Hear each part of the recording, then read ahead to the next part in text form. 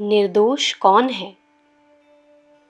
एक चोर चोरी करता हुआ पकड़ा गया। सिपाही पकड़कर उसे राजा के पास लाए।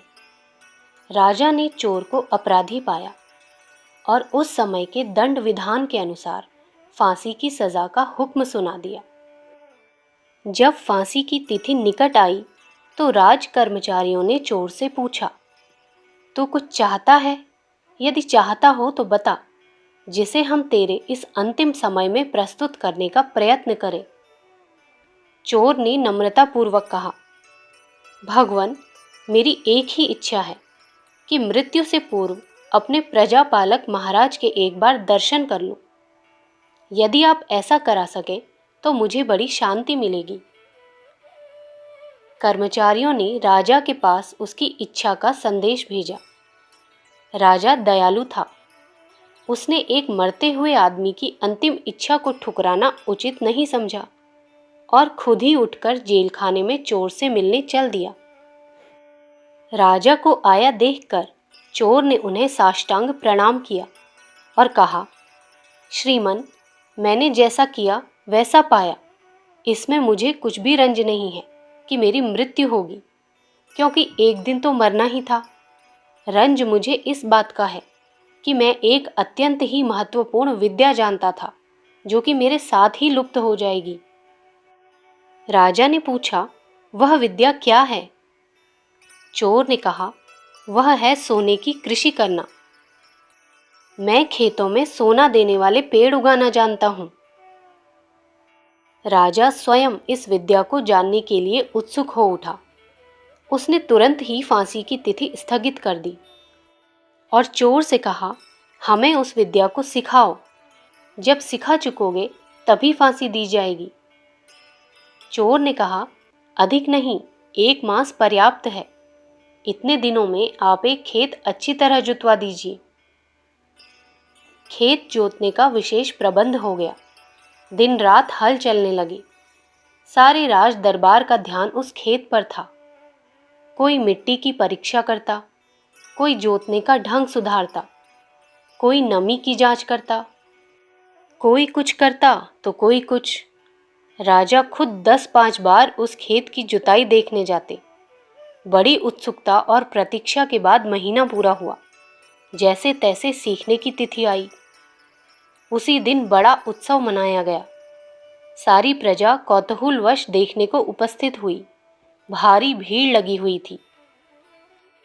नियत समय पर चोर बड़ी प्रसन्नता के साथ मुस्कुराता हुआ गंभीरतापूर्वक खेत पर पहुंचा। उसने अपनी जेब में से कुछ काले काले अत्यंत ही छोटे बीज निकाले, जो देखने में किसी जंगली घास के से प्रतीत होते थे। उन बीजों को बड़े गर्व के साथ उसने संभाल संभाल कर हथेली पर रखा और एक ऊंची जगह पर खड़े होकर सारे प्रजाजनों को वह बीज दिखाए और कहा, आप लोग देखें, यही स्वर्णलता के बीज हैं। इन्हें मैं शाल्य देश से बड़े प्रयत्न पूर्वक लाया था और इनके उगाने की सारी विद्या सीख कर आया था। इन बीजों से जो पौधे उत्पन्न होंगे वो सेरों सोना रोज दिया करेंगे। इसके बाद उसने बड़े दुख के साथ एक लंबी सांस खींची और कहा, हाय, मैं पहले से ही चोर ना हुआ होता तो खुद ही सोने की खेती करता और पृथ्वी का कुबेर बन जाता। लोगों ने पूछा, चोरी करने से और उन बीजों से क्या संबंध है? उसने कहा, बस यही तो कठिनाई है। इन्हें वही बो सकता है जिसने कभी चोरी ना की हो। आप में से जिसने कभी चोरी ना की हो वो आगे आए और महाराज के इस खेत में बीज बो दें। प्रजाजन सब चुपचाप खड़े थे। कोई ऐसा न था जिसने कभी चोरी ना की हो। जब चोर ने उधर सन्नाटा देखा तो हाथ पर बीज रखे राज कर्मचारियों की ओर मुड़ा, पर वे सभी काठ की मूर्ति की तरह खड़े थे। सारी भीड़ में एक भी ऐसा न था जो अपने को निर्दोष समझता हो।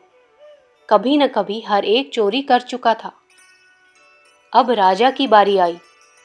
उस सन्नाटे को चीरता हुआ चोर राजा के समक्ष पहुंचा और कहा, महाराज, आप ही इन बीजों को बो दें। परंतु महाराज का हाथ भी न उठा। वे भी अपने घर में अनेक बार चोरी कर चुके थे। चोर मस्तक झुकाए खड़ा था। फैले हुए हाथों पर स्वर्णलता के बीज रखे हुए थे, पर बोने वाला कोई न था। घंटों बीत गए। चोरों का हजूम एक एक करके खिसकता चला गया। राज दरबारी भी चले गए। राजा के सामने अकेला चोर खड़ा था। वह चरणों पर झुक गया और कहा, महाराज, मुझ अकेले ही को फांसी क्यों? राजा विचारक था और दयालु भी। उसने मनुष्य की आंतरिक कमजोरियों का दार्शनिक अनुभव किया और चोर से कहा, जा, मैं तुझे छोड़ता हूं। तुझ अकेले को ही मैं फांसी नहीं दे सकता। अखंड ज्योति, फरवरी सन 1941, पृष्ठ संख्या 12-13।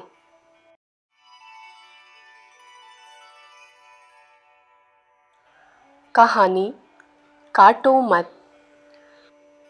किसी गांव के बाहर रास्ते के किनारे एक बड़ा विषधर सर्प रहता था। उस मार्ग से निकलने वाले मनुष्यों को डस लेता था। इस कारण उसके भय से उस मार्ग से लोगों का आना जाना बंद हो गया। संयोगवश एक दिन एक महात्मा उस गांव में पधारे।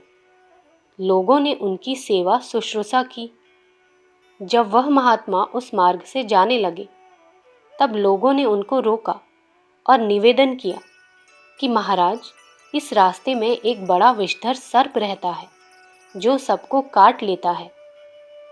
इस पर महात्मा ने उत्तर दिया, हम निर्भय हैं, हमारा सांप कुछ नहीं कर सकता।